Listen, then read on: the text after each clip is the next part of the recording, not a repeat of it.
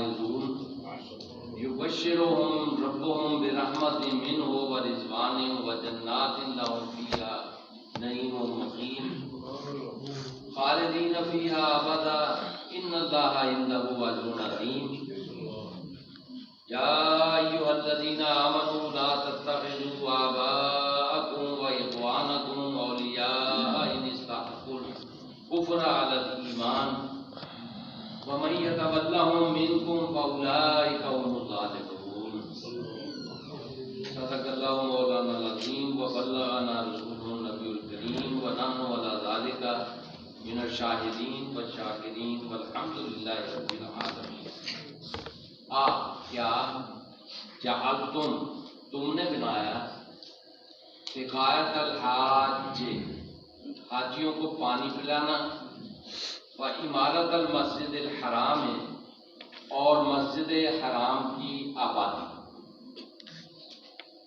کمن آمن باللہ کیا وہ ویسا ہو سکتا ہے جو اللہ پر ایمان لایا والیوم الآخر اور آخرت پر ایمان لایا وجاہد فی سبیل اللہ اور اس نے جہاد کیا اللہ کی راہ میں لا یستوون عند اللہ وہ اللہ کے ہاں برابر نہیں ہو سکتے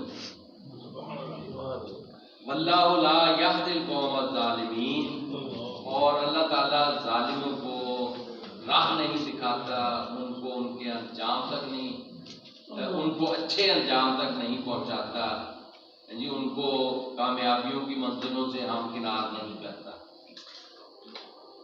یہ ہے جی موازنہ مذہب اور دین کا. مذہب کیا ہے کہ عبادات پر انحصار اور دین کیا ہے پوری زندگی کے نظام کی رہنمائی. دین کل ہے اور مذہب جزء. تو مذہبی زندگی مسجد تک محدود ہوتی ہے اور ساتھ ہی پجاری قسم کے لوگوں کا ایک طبقہ پیدا ہو جاتا ہے جسے مذہبی طبقہ کہتے ہیں اور وہ اس کی پھر خصوصیت یہ ہو جاتی ہے لوگوں کو اپنا غلام بنا لیتا ہے اپنی اطاعت کا ان سے مطالبہ کرتا ہے جیسا کہ قرآن مجید میں فرمایا یکتبون بایدیہم ویقولون ھذا من عند اللہ یعنی وہ لکھتے اپنے ہاتھ سے ہیں چاہے فقہا ہو چاہے وہ مطلب شارحین علم الکلام عقائد کی تشریح کرنے والے یا فقہ کی تشریح کرنے والے تو وہ ساری کی ساری عقل ہوتی ہے ان کی اپنی لیکن مطالبہ لوگوں سے اس طرح کرتے ہیں کہ یہ اللہ کا حکم ہے اگر تم نے ان کی اس کی مخالفت کی یا اس کی اطاعت نہ کی تو تم نے اللہ کے حکم کی نافرمانی کی. تو یہ معاملہ اسلام نے واضح کر دیا کہ حتمی اور آخری اور غیر مشروط اطاعت صرف اللہ کی ہے اور اللہ کے رسول کی. من یطیع الرسول فقد اطاع اللہ. تو اللہ نے رسول کو بھی یہ مقام اور مرتبہ اور منصب عطا فرمایا یعنی کہ وہ تشریح پر مامور ہیں اور اللہ کی نگرانی میں تشریح کرتے ہیں.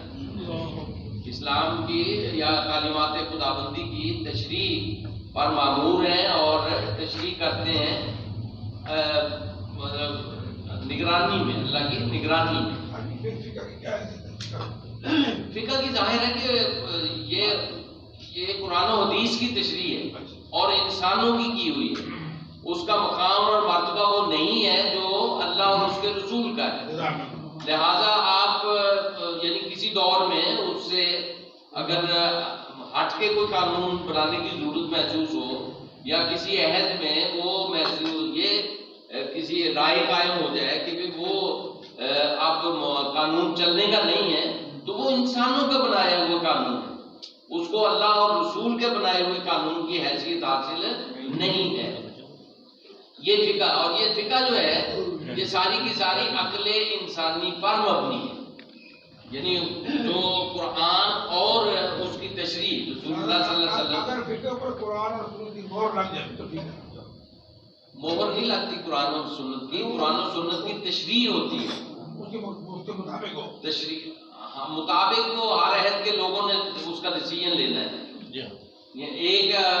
دور کے لوگ یہ کہیں کہ جی چونکہ یہ تشریح ہو گئی ہے اب اس سے اختلاف نہیں ہو سکتا، یعنی یہ قرآن و حدیث ہی ہے یا اسی کی طرح ہے، تو یہ ڈیویشن ہو جائے گا، یہ درست نہیں ہوگا۔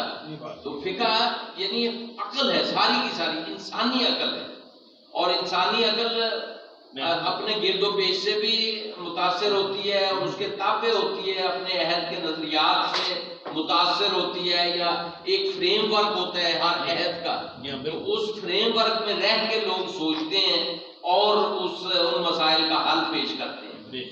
تو یہ فرق کرنا ضروری ہے، اللہ اور رسول اور آگے فقہا۔ اللہ اور رسول وہ غیر متبدل ہو گئے، اور ان کی جو تشریحات ہیں وہ غیر متبدل نہیں ہیں، یعنی بنیادی طور پہ یہ بات ہے۔ تو جب ایک مذہبی طبقہ پیدا ہو جاتا ہے، چاہے اس کو روحانیین کہہ لیں، چاہے اس کو پروہت کہہ لیں، چاہے اس کو پنڈت کہہ لیں، چاہے اس کو پیر کہہ لیں، یعنی یہ ڈاکٹر اسرار احمد کے بقول پے سے بنتے ہیں سارے، پیر، پنڈت، پادری اور پروہت پے سے بنتے ہیں، اور عربی زبان میں پے ہے ہی نہیں، یہ سارے کے سارے فارسی الاصل ہیں، عجمی تصورات، جو اقبال نے کہا کہ تمدن، تصوف، شریعت، کلام، بتان عجم کے پجاری تمام، حقیقت خرافات میں کھو گئی، یہ امت روایات میں کھو گئی۔ وہ صوفی کے تھا خدمت حق میں مرد، حمیت میں یکتا، محبت میں فرد، عجم کے خیالات میں کھو گیا، یہ سالک مقامات میں کھو گیا۔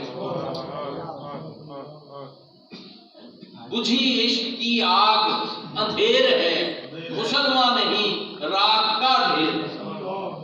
اگر پیر میرا شاہ پیر بہادر لکھے، یہ تو صحیح ہے نا، سارے صحیح ہیں، میں نام لے کے میں کسی کی تردید نہیں کر رہا، میں اصول بیان کر رہا ہوں۔ جی قرآن مجید مطلب بعض جگہ پہ تفصیلات بتائی ہیں، ورنہ اصول دیے ہیں قرآن مجید، ان اصولوں کو اختیار کر کے آپ اپنی زندگی کو ہموار کر سکتے ہیں۔ تو لہذا کسی کا نام نہیں ہے، سب کی عقیدتیں ہیں، محبتیں ہیں، اور ان کا اپنا اپنا کام ہے۔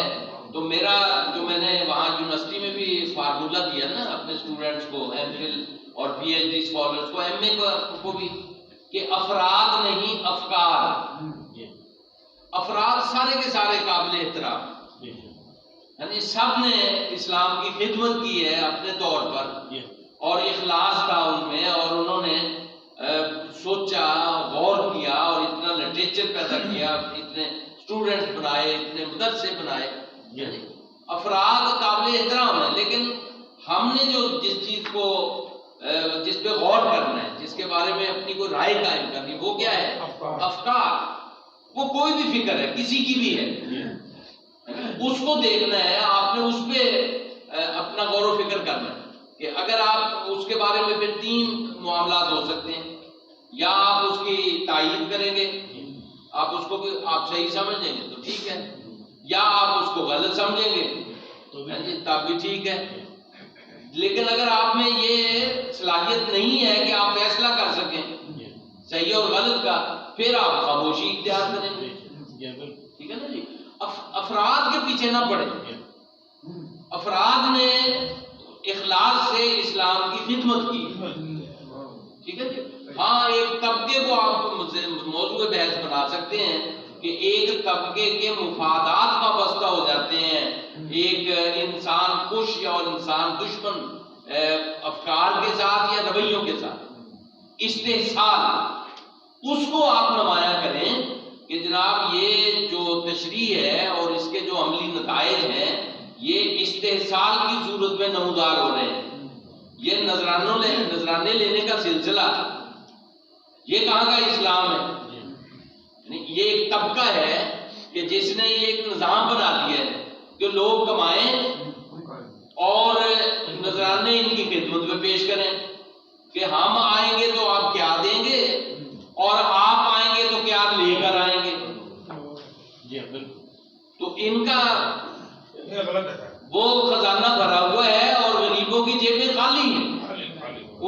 قبریں دوری ہو گئی ہیں اور ان کو ٹرک کی بتی کے پیچھے لگایا ہوا ہے.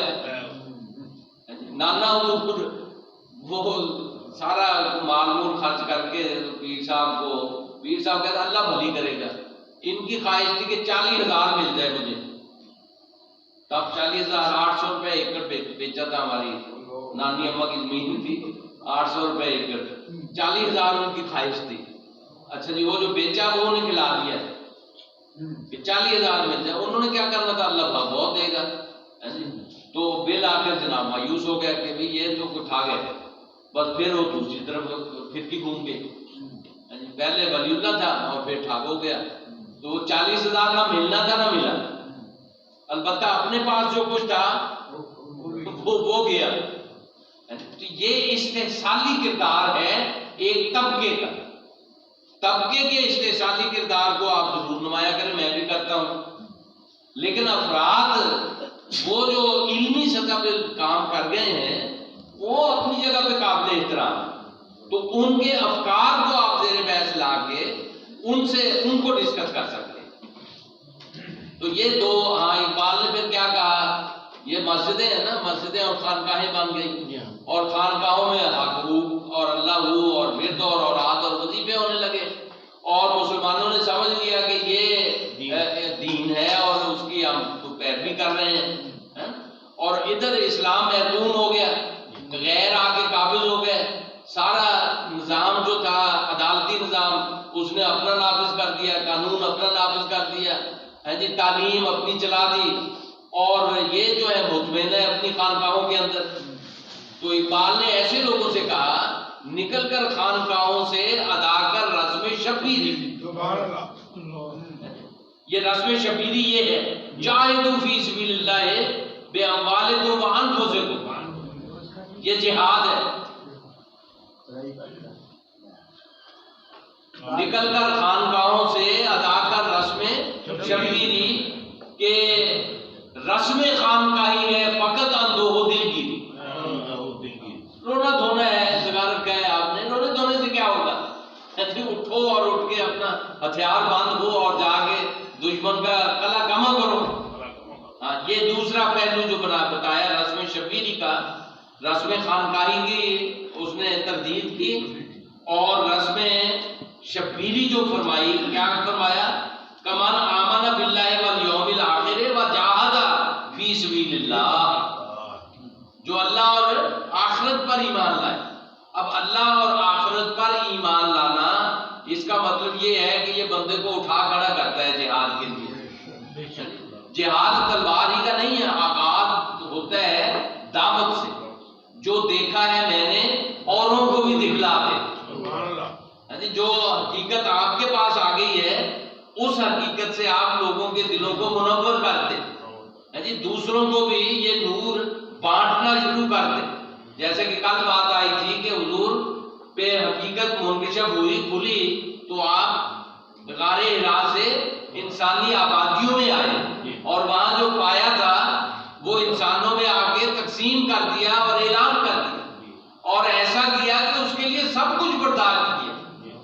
وہ پھولوں کی سیج نہیں تھی, وہ کانٹوں بھری راہ تھی. جو کل تک صادق اور امین قرار دیتے تھے اور عزت اور احترام کرتے تھے, سر آنکھوں پر بٹھاتے تھے, وہ اجنبی بن گئے.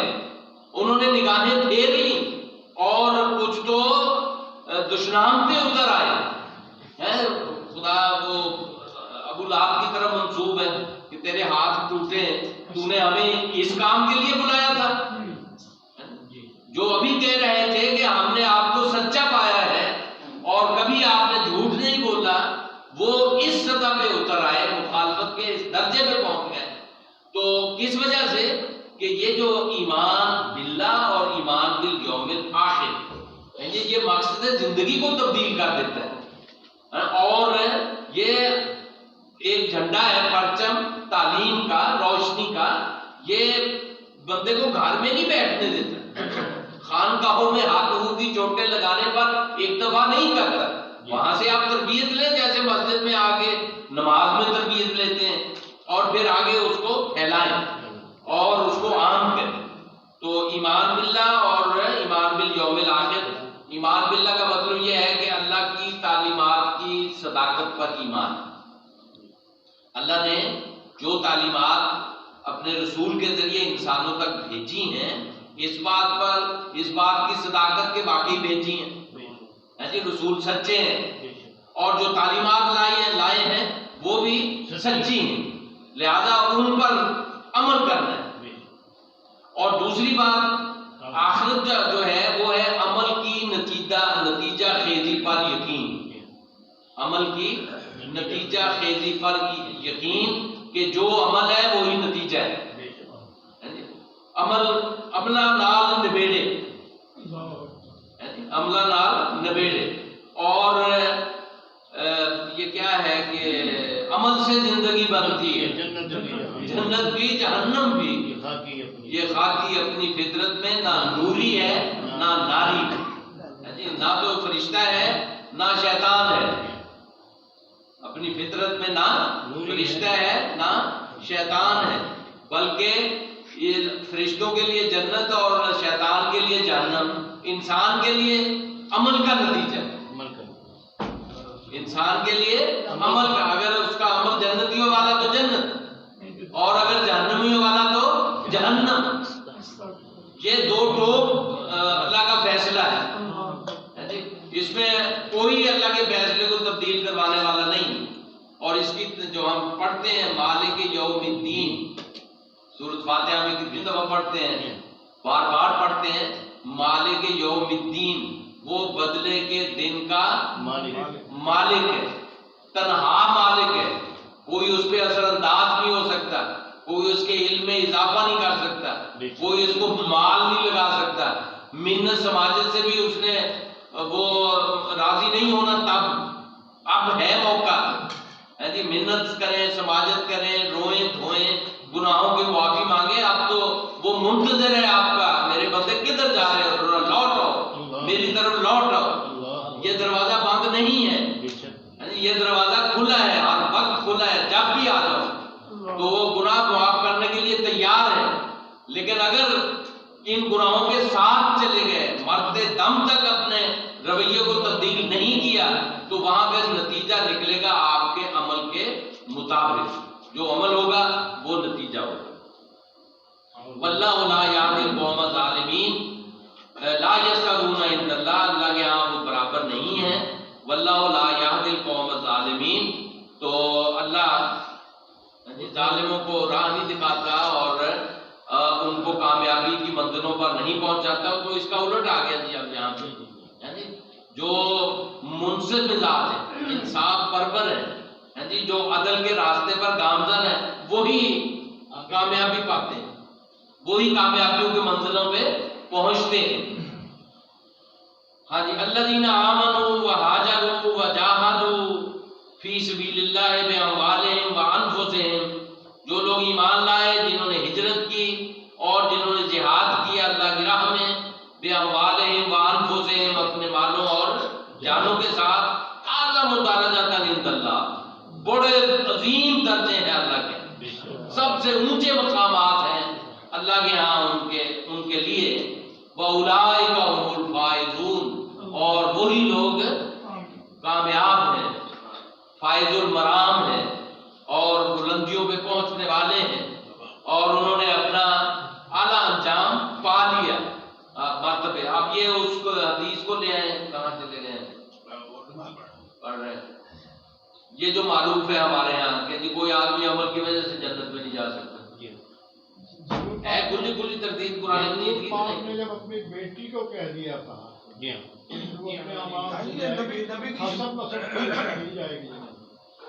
نبی کی شفاعت اور یہاں کی شفاعت، بچے کی شفاعت، یہ کام آئے گی. یہ نبی کا صدقہ قوم کو اور امت کو. کب سے ہم رعایتوں کے عادی ہو گئے ہیں. جو قوم رعایتوں کی عادی ہوتی ہے کبھی کامیابی نہیں پاتی. سبحان اللہ. اپنے پاؤں پہ کھڑے کریں، اپنے عمل پر انحصار سکھائیں اور خود یہ شافع کا رتبہ حاصل کرنے کی کوشش کریں. سفارشی بنے، نہ کہ سفارشوں پہ انحصار کریں. یہ پچھلی دفعہ میں نے بتایا تھا نا، یہ استثناء ہے. لا یشفع عنده الا باذنہ.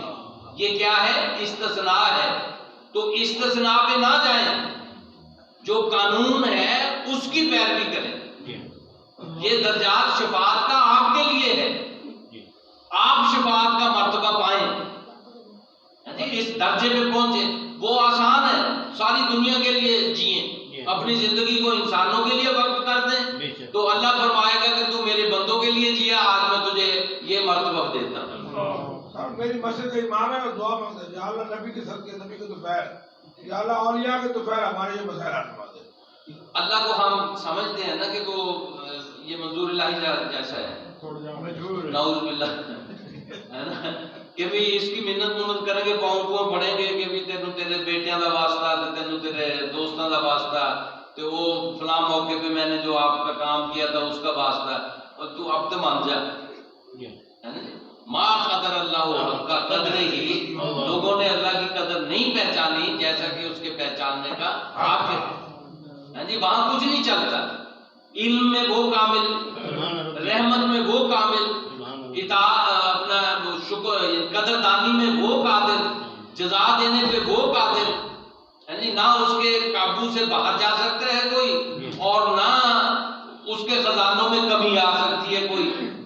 تو اس لیے وہ تو ہستی ہی ایسی ہے کہ جو جس کے خزانوں میں کوئی کمی نہیں، اسی کی اطاعت کریں. آپ قرآن مجید کی طرف آئے، اس نے جو ضابطہ بھیجا ہے کس لیے بھیجا ہے، تو عمل ہی بنیاد ہے، عمل ہی پر نتیجہ مرتب ہونا ہے.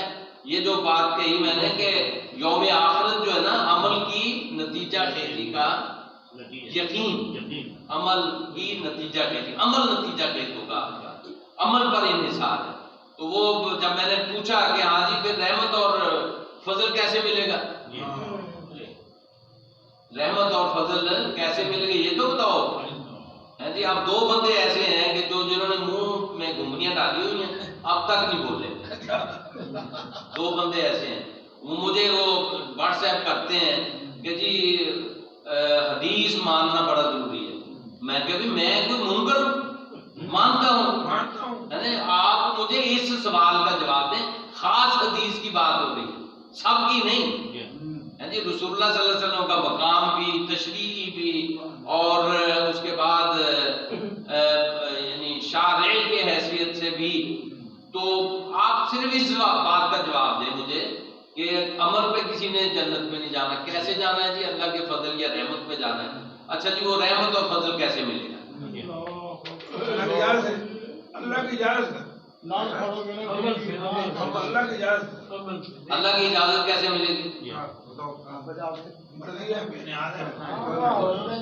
سر جی یہ بھی بات ہے کہ ہمیں یہ حدیث کے ذریعے بات آتی ہے کہ جب حدیث تمہارے سامنے آئے، آپ نے خود ہی فرمایا تھا کہ اس کو پہلے قرآن پر پیش کرو، اگر اس کے مطابق ہے تو عمل ہوگا، اگر اس کے علاوہ ہے تو اس کو دیوار پہ دیوار. اچھا یہ اب انجینئر صاحب ہمیں کہاں پہنچا رہے ہیں؟ اللہ کی مرضی پتہ ہی نہیں. یعنی جو میری زندگی کا سب سے اہم مسئلہ ہے وہ کیا ہے؟ جنت. اچھا جنت کیسے ملے گی اس کا پتہ ہی نہیں. اعمال سے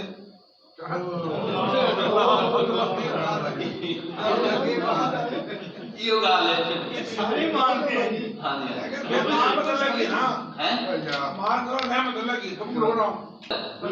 اور اس پہ توبہ کرے گی جو خلوص سے نہیں کیا، وہ منہ پہ دے مارا جائے گا، وہ اس کی طرف شفٹ ہو جائے گا جس کے لیے کیا ہے. ہر ایک کو پتہ ہے بھائی، ان کو لوگوں کو گائیڈ کریں، صحیح رہنمائی دیں. پتہ نہیں کہ چکر میں نہ رکھے، پتہ نہیں کیا ہو گیا، پتہ نہیں اللہ نے قبول. جب اللہ کی اطاعت کی ہے آپ نے، وہ تو کہتے ہیں اللہ تعالیٰ ان اللہ لا یضیع عمل المؤمنین عمل المحسنین اجر المحسنین. ٹھیک ہے جی، اللہ تو بالکل قدردان ہے. شاکر ان کا لفظ آیا کہ جو میری اطاعت کرتا ہے میں اس کا قدردان ہوں. يفعل الله بعذابكم إن شكرتم وآمنتم وكان الله شاكرا عليما. وكان الله شاكرا عليما. عمر کی حدیث غلط ہو گئی. آپ نے فرمایا کہ سارے بندے جنت میں جائیں، ایک بندہ جنت میں جائے. یہ دو ہی چیزیں ہیں نا جی، ایک وہ جو رسول اللہ صلی اللہ علیہ وسلم کی طرف منسوب ہے اور دوسری حضرت عمر کی طرف منسوب ہے. ان دو چیزوں سے پورے قرآن مجید کے جو عمل پر انحصار کا تصور نظریہ اور عقیدہ ہے اس پر پانی پھیر دیا ہے، نہیں سر نہیں، صفایا کر دیا ہے اس پر۔ چلو اب آگے چلتے ہیں، پھر میں آپ سے انفرادی طور پہ، اب آپ نے کہہ دیا نا آخر میں، آپ نے یہ بھی کہہ دیا عمل سے، اچھا جی وہ باتیں بھی دہرا دی ہیں، یہ سب میں تضاد ہے۔ رحمت اور آپ فضل اس تضاد کو نکالیں، تضاد سے نکالیں امت کو اور سیدھے راستے پر ڈالیں جو بالکل سیدھا ہے، ایسا بھی ہے ایسا بھی ہے، پتہ نہیں کیا ہوگا، یہ بھی ہے، اچھا جی عمل پہ انحصار ہے، یہ بھی ہے، اور فلاں کی یہ بات ہے، یہ بھی ہے، یہ سارے گھپلے ہیں۔ عالم الغیب ہے نا سر، عالم الغیب۔ یبشرہم ربہم برحمت، ہاں جی، یبشرہم بشارت ہے ان کو، رحمت ربہم ان کے رب کی طرف سے، برحمت منہ، ہاں جی اس کی طرف سے رحمت کی، ورضوان اور خوش رضامندی، اللہ کی رضا، ہاں جی، وجنات اور جنتیں، باغات، لہم ان کے لیے، فیہا نعیم مقیم، اور وہاں رہنے والی ہے کیا چیز، قائم رہنے والی ہے نعمتیں۔ یہ کس وجہ سے ہے مبشر؟ خالدین فیہا ابدا، اس میں رہیں گے ہمیشہ ہمیشہ۔ ان اللہ عندہ اجر عظیم، یقیناً اللہ کے نزدیک ہے اجر عظیم۔ کس کا اجر؟ عمل کا اجر۔ اور یہ جو پہلے جو بتایا، الذین آمنوا وہاجروا وجاہدوا فی سبیل اللہ باموالہم وانفسہم، ان کا اجر، یہ کیا ہے؟ اعمال ہیں، انسانی اعمال ہیں، اور ان کے نتائج ہیں، اور یہ نکلنے ہی نکلنے ہیں۔ کیوں نکلنے ہیں؟ اللہ نے فرمایا ہے، اللہ کے فرمان کو ماننا، یقین رکھنا اور اس پر پکے ہونا، یہ قرآن مجید کا تقاضا اور مطالبہ ہے، اور یہ سیدھا راستہ ہے، کوئی پرپیچ نہیں ہے اس کے اندر، ہے نا، کوئی ادھر ادھر کا ہیر پھیر نہیں ہے۔ تو یہ جو واقعات گھڑ کے لوگوں نے لگائے ہوئے ہیں، جس کی وجہ سے یہ سارے کا سارا کیا ہوا، حضرت عمر رضی اللہ تعالیٰ عنہ، میں نے بتایا تھا نا آپ کو کہ حضرت عمر بڑے مظلوم ہیں ہماری یہ روایت کی تاریخ میں۔ یہ بیٹھے ہوئے ہیں حضرت مولانا نعمان صاحب، ان کی بات کو میں نے کہیں اور بھی ذکر کیا ہے کہ جی بخاری شریف پڑھتے تھے، وہاں پہ حضرت عمر کا ایک رول ہے، وہ کیا ہے، تو یا رسول اللہ، تلوار لے کے کھڑے، یا رسول اللہ میں ان کا سر نہ قتل کر دوں۔ بھئی یہ رول رہ گیا ہے ایک، میں سر قلم، یعنی ایک آدمی تلوار لے کے فوراً سر قلم کرنے کے لیے تیار ہے، اس سے نیچے کوئی بات نہیں ہے۔ حضرت عمر جتنا مدبر انسان، جس نے رسول اللہ صلی اللہ علیہ وسلم کے لائے ہوئے نظام کو آگے بڑھایا، ادارے قائم کیے، اور رضی اللہ عنہم ورضوا عنہ، اتنی بڑی شخصیت ہے جی، اور یہ متحمل مزاج ہونے کے بغیر ممکن نہیں ہے۔ جذباتی آدمی ایسا نہیں کر سکتا کہ جو ہر وقت جذبات کے گھوڑے میں سوار ہو، وہ تو اپنا کھانا نہیں ٹھیک کھا سکتا، چاہے جائے کہ وہ نظام بنا دے ساری دنیا کے لیے اتنا بڑا، نہایت متحمل مزاج، نہایت مدبر انسان، اور چیزوں کی گہرائی تک جانے والے اور ان کو استوار کرنے والے۔ گہرائی میں چلے جاتے ہیں لوگ، لیکن ان کو زمین پر عملی شکل میں قائم کرنا یہ آسان نہیں ہوتا۔ ہاں جی، تو ان کو یہ کہا گیا ہے، ان کے بارے میں یہ اس قسم کی چیزیں پھیلائی ہوئی ہیں۔ اگر حضرت عمر کو یہ اعتبار نہیں اپنے اوپر، اپنے اعمال کے نتائج پر، تو ہما شما کس کھاتے میں ہے جی؟ تو سارے یعنی بے یقینی کی زندگی جیئیں۔ سبحانک اللہم و بحمدک، اشہد ان لا